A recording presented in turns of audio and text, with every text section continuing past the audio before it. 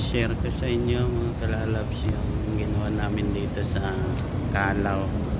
Ayan, malapit lang to sa pier. Ayan, nakita nyo yung pier. Ayan, may paalis na barko. Ayan, punong-puno ng container van. Ayan, andun yung pier. Lawak siya. Ayan mga kalalab, share ko sa inyo.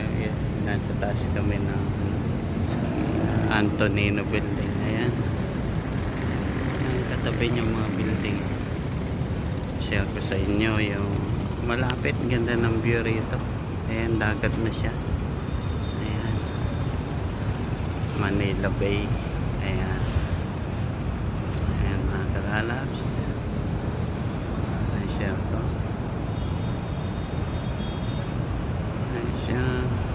Ayun, paalis na yung punong-puno ng container, barko.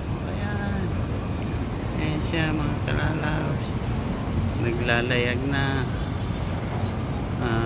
Dami sakay na container. Ayan. Thank you for watching.